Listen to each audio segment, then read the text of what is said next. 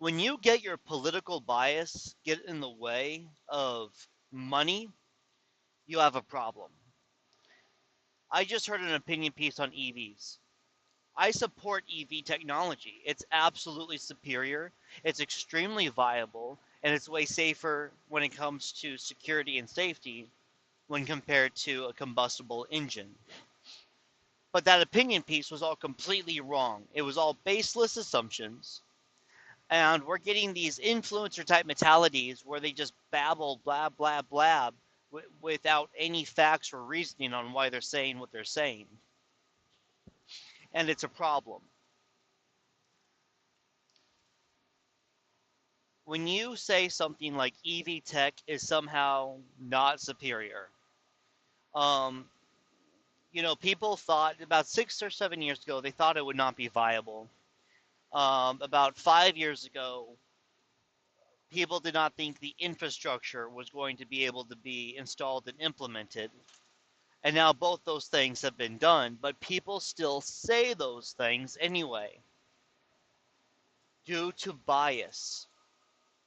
Don't let bias get in the way of money making, man.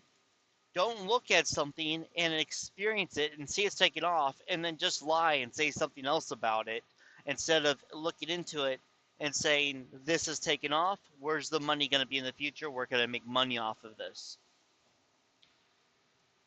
The best type of mind is an unbiased one that is based on numbers. And the best way for that to be motivated in the average person. What a beautiful truck. Oh my gosh, I just saw the most beautiful truck from like the 1930s or something. Wow. I don't know if it was real or if it was just, oh, it looked like it was brand new. Boy, that was gorgeous. Oh, where was I? Oh, the best way to motivate someone to look at numbers is get them to be interested in money.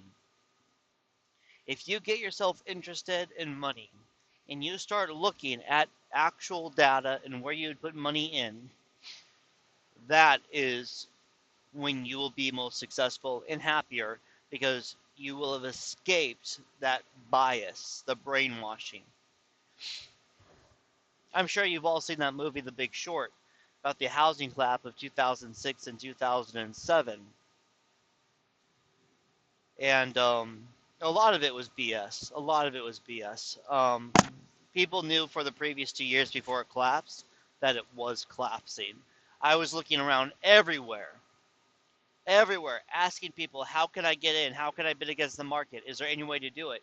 But it was kept within a small group of people who were bidding against it. They weren't allowing everyone in.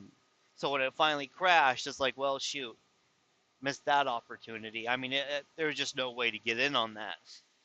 But the thing is, a lot of people were denying it because we did not want it to happen. And that was bias, you see. If more people were open to accepting the data, there would have been many times people that would have bid against the market. And that wealth, instead of going to the few people who did, would have been distributed amongst a lot of people, especially those people who lost their homes. This is why it's beneficial. This is why it is so important to know where to put your money. I hear these ignorant comments about how hedge fund people are evil. It's evil, it's evil, it's evil. It's like they're not evil at all. That needs these ways of making money, whether a company makes money or loses money, for you to be able to make money on either way is a great tool for the average American who maybe isn't super wealthy, isn't super rich, and lives a life of luxury. And they need to use that financial tool in order to protect them in some way. And all of a sudden, everything goes completely to crap, and they get a chunk of money. You know, I won't get into all the details on how a hedge fund works, but you have these index funds, you have the mutual funds. Yeah, you have so much stuff out there, and when you get into a hedge fund that bids against the market, I got you, brother. Come on over. I mean, that is such a great way to go.